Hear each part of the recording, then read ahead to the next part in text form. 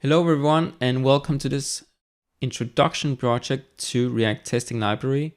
We're going to make a really simple counter with React Testing Library, which means that we test all of the functions inside of this counter. We're going to test if the decrease and the increase button works. So it's a really simple project and it's going to give you a very fast introduction to React Testing Library in about 20 minutes or 15-20 minutes or so. So let's go ahead and see how we do it. Okay, it's time for us to make our first project with React Testing Library. It's going to be really simple. It's just to get you started right away with starting React Testing Library so you can see how it is to use it and what kind of methods we're applying. So let's go ahead and create a new React project, and it's going to have the React Testing Library installed already. So let's write npx create React app. Let's call it counter. And let's just create the project. And then after the project has been created, let's go ahead and open it up in the editor. So now I have opened up the project inside of Visual Studio Code, and you are probably familiar with this kind of project if you sit with React before. We have the app.js file, which has just the template code, and we have an app.test file, which has the test itself, which is using the testing library /React. And that's what we're going to be modifying now and learning how to make our own counter app and how to write the test for it. Let's first start up the terminal. So new terminal here. And let's run the React app first by running npm start or yarn start. Then I'm going to move the browser to my right side so that I have the React app on the right side and the code editor on the left side. Let's make it really small because it's going to be a pretty small app we're making. Now let's open up another terminal window, and this time we're going to be running our test inside of this window. So yarn or npm test. And we're going to be running the test. Well, at least not for the first time, because we haven't changed any files since the last commit as it's writing in here. But we can press A to run all the test. And let's try and do that. So press A to run all the test. And if you do that, we can see that the test is indeed passing and everything is A-OK. At least according to this test, which we can see is saying get by text learn React, and it's going to check that this element is in the document. So the element it's getting, learn React, is the one we see here with the link where it says learn React. It's just checking, is this element actually inside of the document? Now, an interesting thing to see is that if we can actually delete this line here, and this test is still going to pass. So let's try and do that. If we delete it and then save the file, and you can see that the test is still passing. So even if I delete the learn React element in here now, let's try and delete that, we can see that the test is now failing. So the test is still working fine, even though we don't have this to be in document statement. And the reason why is because this get by text is going to fail if it doesn't find the element we specify in here, or the text we specify in here to find the element. So that's just a little tip for you. You don't need to have this to be in document to make sure if the element is actually there, because get by text is going to fail if it doesn't find this element with the text you specify here. Okay, so a little sidetrack here. But that's just a little intro to the project now, a little tip for you also about testing that library. And now let's move on to start writing our first test, our own real first test. Okay, so now we got an intro to the project, we created the project, and you started modifying a little bit in the project code and the test, but now we're gonna do some real coding here. We're gonna erase all of the code we have in here inside the header and also the learn React link if you haven't deleted that already. So we just have a blank slate here, just a white page, And we're also going to delete this test. Actually, let's create our first test already. So we are going to test if there's going to be a add button or an increase button to increase the counter inside of the app. So let's first write the test and see if it can find it. If the test is going to fail, well, that's a good sign that our test is actually working because we haven't made the button yet. Anyway, let's go ahead and create the test here. Let me increase the font size a little bit. So we say increase button, and we can say screen.getByText, and then we can write in something like increase. Okay, now let me explain a little bit more about what we're actually doing here. So let's remove this old statement with learn React because we're not going to be using that anymore. Okay, so now we just have our increase statement or assertion here. So there is a render we are importing from React testing library and a screen we are importing from React testing library. It's kind of obvious what's going on here. The render is simply rendering our React component, and screen is what we use to get elements from the React component and do some assertions on these smaller parts of our React component, so to say. In this case, we are trying to get the increase button. It could also be just a regular text, but in this case, it's going to be a button. Now, the slashes you see here with the I is a regular expression.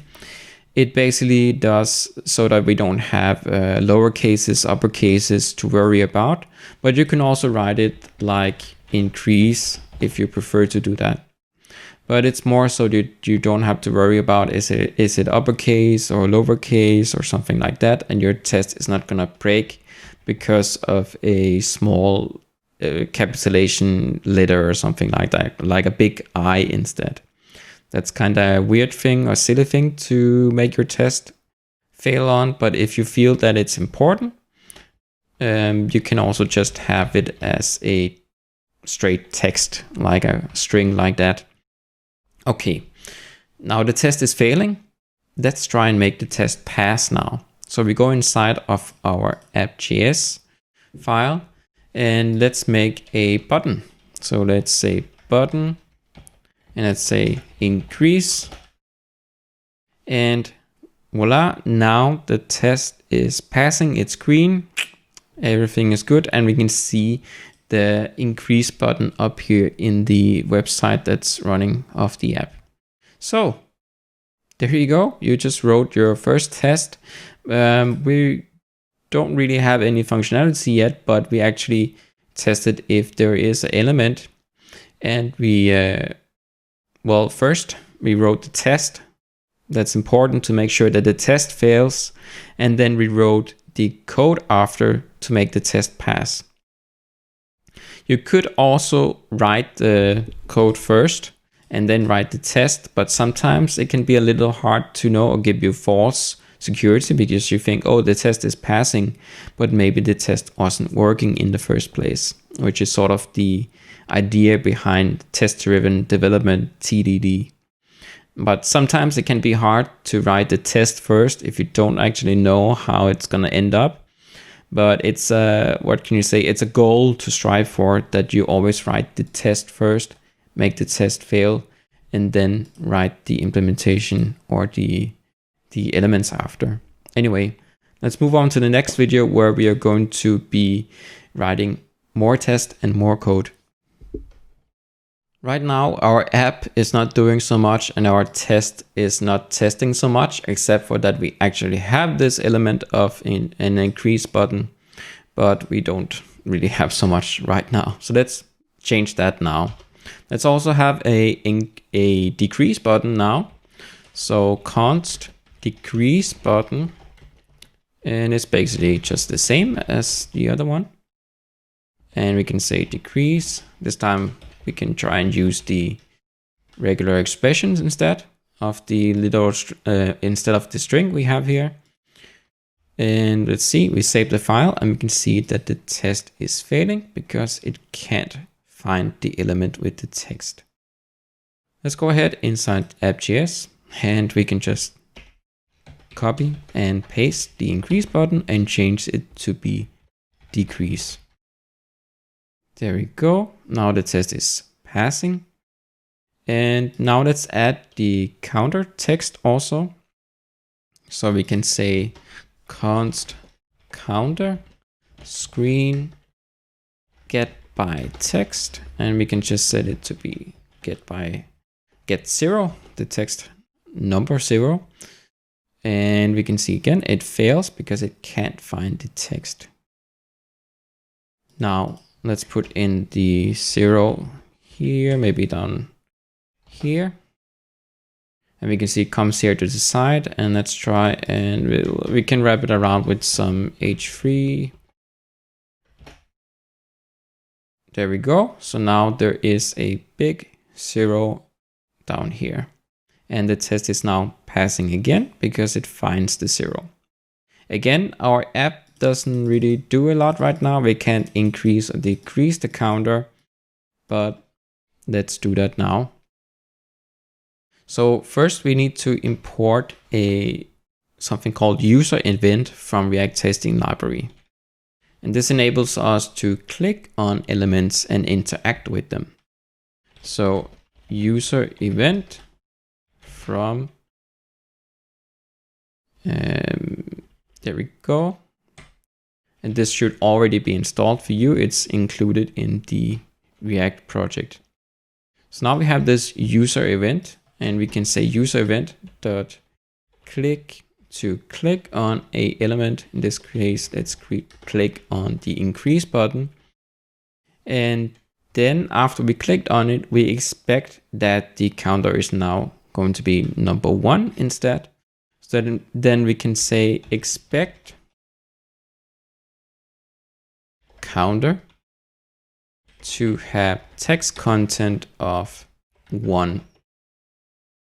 And we can see the test is now failing because it is still 0, even though we clicked on the button. Nothing happens because we haven't written any functionality to do it yet.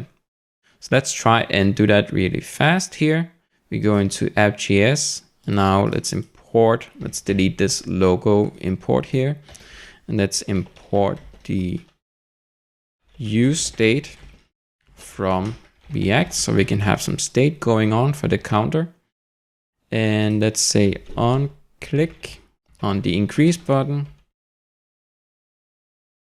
And we say, actually I should write out my state first before going to the on click maybe. Let's say const counter set counter use state, and let's set it by the start to be 0. And now let's write out our on click a little more here, where we can say set counter to be counter plus 1. Okay, very simple, very, very simple. And we can see nothing really happens here. It's still 0. So I wonder what I did wrong here.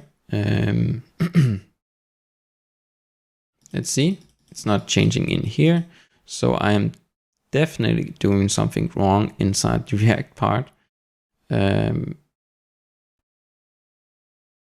Oh yeah, that's I forgot to replace this 0 with the counter instead, the counter state instead. Now let's see. Okay, now the test is passing. That was a very simple app, which I screwed up, but that's okay. So that's a prime example of why you want to have tests inside of your software, because even seasoned developers as me make mistakes and oversee very simple things. And especially if you have a huge project with a million lines of code, then it gets hard to make sure that the changes you do are not making any errors or side effects and stuff like that. That's why it's so important to have tests, I think, so that you can be sure whatever you're putting out into production is working as intended. Anyway, that was our very first test. Now what I would suggest for you to do now is just to change it up a little bit. Try to create your own test for the decrease button now and try to make it pass as well inside here. It's going to be very similar to the increase button. I hope you tried to create the decrease button test already now. Now let's see how I would do it. First of all, I would probably correct my typo here for the decrease button. And let's see, we have again a click we want to do on the decrease button. And then we say expect counter to have text content of 0 again. And let's save the file. Let's see if the test is failing. It is failing now. Very good. Our test is working now. And then let's say we have an onclick on the decrease button. We say set counter -1. And now the test is still failing. Let's see why that is. It's because I have a little small l here. There you go. Now the test is passing.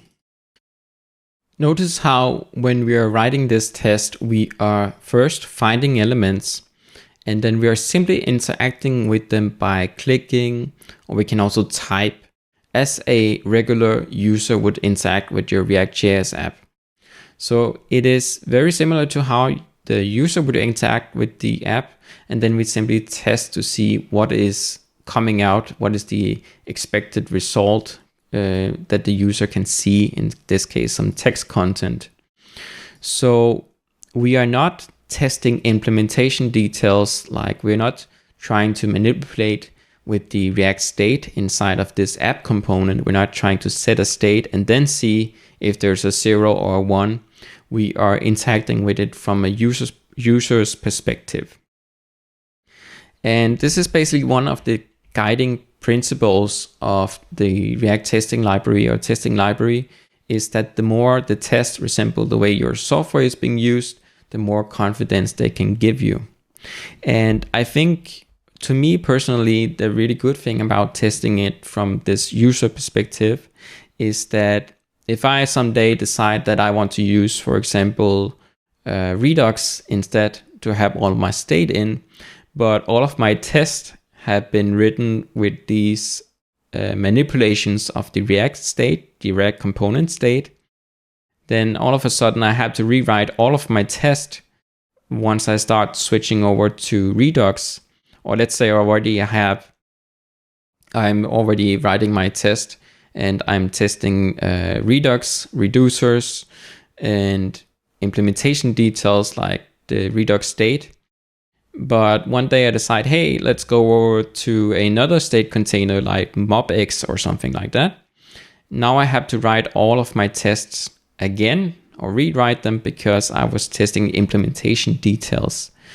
But if you write your test like this, where you just click on the buttons and there's an expected output, then even if you change something on the inside of the React app, like changing from Redux to mobx, or changing from just a vanilla component state to Redux, and you're just expecting the same result from the user's perspective, and your tests are still going to work even if you change these internal things. Next video, I'm going to show you how we can break this test up into multiple tests and keep a clean state for every test. Okay, so one last thing I want to show you before we move on to the next project is how to break up our test a little bit in the React testing library. So first, let's make a describe up here. Let's say our counter app. And then we put in this test inside the describe.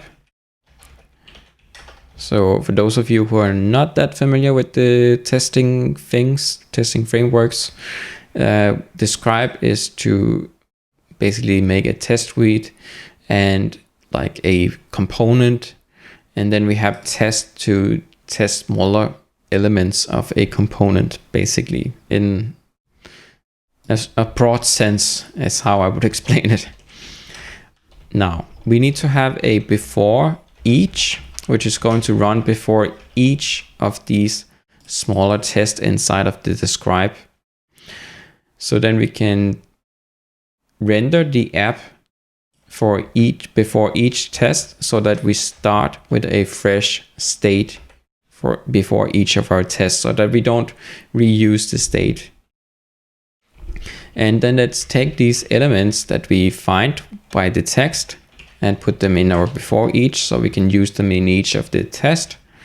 And then let's define the variables up here for the elements, decrease button, so we can use them in all of the tests that we write. And let's remove the const, so it's not a local variable. And now we can see the test is still passing here. Let's change this name to be increase button. Let's copy this, all of this here, and let's make one for decrease button now. Here we have decrease button. Then let's remove the increase button test in the decrease test. And let's remove the decrease button test here. So now we can see one is fading, and that is because we start out with a clean state in this decrease button, but we expect a 0, but it's gonna be a -1, of course. So let's correct our test here, because it is actually correct what we get here in the test. So now we have 2 tests instead of 1 long test. So before we move on to the next project, I have to mention to you that the author of Testing Library actually has written an article explaining that he doesn't think writing the small test like we just done now is a good thing, breaking the test up into smaller tests. He argues against writing longer tests instead, and I kind of think that his only argument for doing it is because that in the old days it was difficult to see where the error was going on, so that's why we wrote lots of small tests. I personally think it's still hard sometimes to see where the error is coming in Testing Library, so I still like to keep my test small. But you can take a look at it and keep in mind, if you do smaller tests, make sure to use the render function in the before each test, so you have a clean state. And if not, you can also just have one long test where you go through a scenario from the user's perspective. So with all that being said, now let's move on to our next project, which is going to be a to-do app, where it's going to be some typing and removing and adding to-do items.